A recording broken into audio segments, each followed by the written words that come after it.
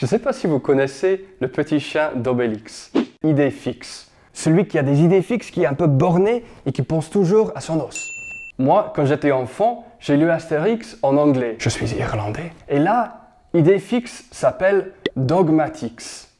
Est-ce que les chrétiens, avec leurs dogmes et leur théologie dogmatique, sont des petits chiens aux idées fixes?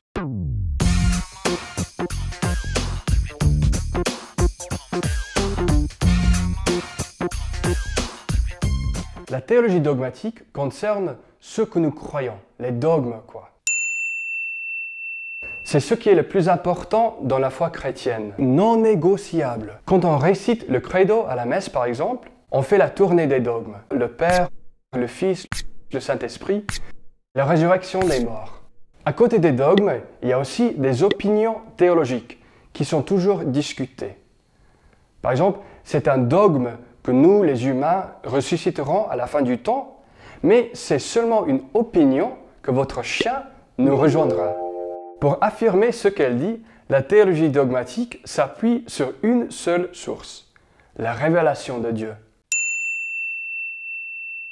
Dieu s'est révélé lentement et progressivement à un peuple choisi, le peuple hébreu, puis définitivement et à tous les peuples en Jésus-Christ.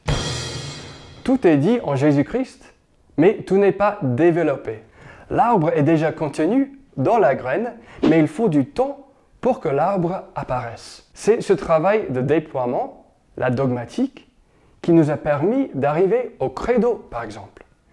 Comment fait-on de la théologie dogmatique? Dieu continue à inspirer les apôtres et les disciples de Jésus-Christ jusqu'à aujourd'hui. Alors, on lit la Bible, toute la Bible, et on relit, et on relit, et on relit, et on commence à voir une cohérence qui nous aide à mieux comprendre ce que Dieu nous révèle. Et comme nous ne lisons pas la Bible tout seul, mais aussi avec les apôtres et leurs successeurs, les évêques, nous pouvons aussi jeter un œil sur ce que le Concile de Trente a dit, par exemple, ou Vatican II, ou le catéchisme, ou le pape François. Maintenant, vous avez compris les règles du jeu qu'on appelle la dogmatique. À vous de jouer.